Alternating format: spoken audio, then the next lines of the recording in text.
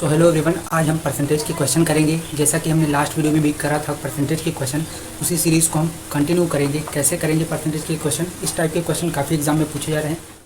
ये क्वेश्चन है जो ये वाला लिखा पहला क्वेश्चन है। जल्दी जल्दी से आप इस वीडियो को शेयर कर दीजिएगा अपने दोस्तों के साथ। कि आय बी की आय का 60% है।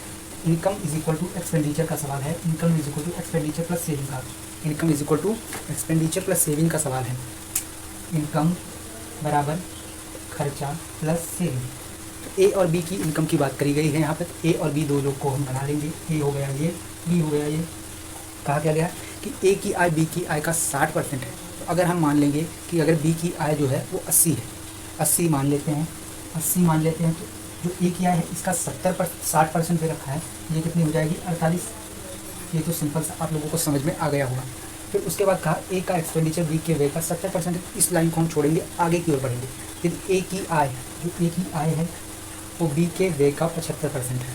बी का व्यय इतना होना चाहिए कि अगर उसका 75% आप ले रहे हैं तो हमें 48 मिलना चाहिए। अभी हम देखते हैं, इस 56 का अगर 75% यानी 3/4 लेते हैं तो कितना मिलता है? 56 पर यानी ये हो जाएगा 14 यानी 42, यानी 56 से ज़्यादा होगा। 56 से एक्सपेंडिचर बी का ज़्यादा होगा।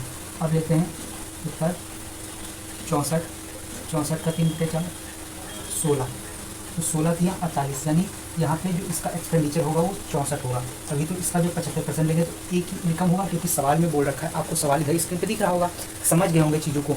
अब देखिए जो टोटल इनकम है उसकी 80 है, एक्सपेंडिचर इतना हुआ, तो ये सेविंग इसकी कितनी हुई? सेविंग हुई 16 की, सीधी बात। अब कहा गया ए का एक्सपेंडिचर बी के एक्सपेंडिचर का 70% है। जो इसका एक्सपेंडिचर है वो इसका 70% है। तो 64 का अगर आप 70% निकाल रहे हैं तो कितना आता है? 70% 64 का इधर जाए, 7 छक्के 42, 7 चौके 28, यानी 44.4 आ जाएगा अप्रॉक्स, इतना ही आ जाएगा। ओके, तो यहाँ से इसकी सेविंग निकाल लेंगे। दोनों की सेविंग निकालने का तभी आपको रेशियो मिल पाएगा, क्योंकि दोनों का रेशियो निकालना है। तो कैसे नहीं, अब मैं बता रहा हूँ, उसको समझने का प्रयास कीजिएगा। अब यहाँ जो 48 है, एक्सपेंडिचर इतना हुआ, तो सेविंग कितनी है? 3.8 होगा, 3.2। अब इसका रेशियो ले लीजिए, कितना हो जाएगा? 1:5 हो जाएगा। कैसे होगा देखिए, 32 अकाउंट 160, ओके, यहाँ से दशमलव मैंने हटा दिया, ये आ गया 1/5, कैंसिल हो गया। 1 और 5 का रेशियो होगा सेविंग में। ए और बी की सेविंग का रेशियो 1:5। समझ में आ गया? अगर नहीं आया तो एक बार फिर से देख सकते हैं आप इस वीडियो को।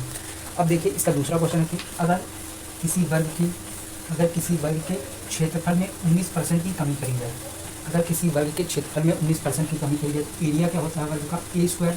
इसमें 19% की कमी करेंगे, जो क्षेत्रफल होता है अपने आप में 100 होता है। कोई भी संख्या अपने आप में पूरी 100% होती है, जो उसमें कमी और वृद्धि करी जाती है बाद में।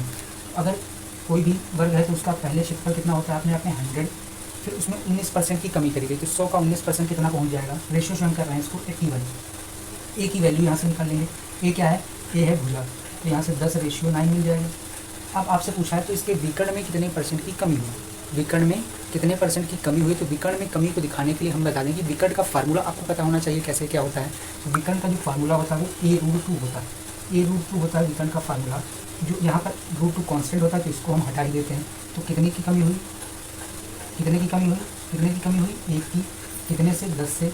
परसेंटेज में चेंज करने के लिए 100 से मल्टीप्लाई, यानी आपका फाइनल आंसर 10% की जो कमी है।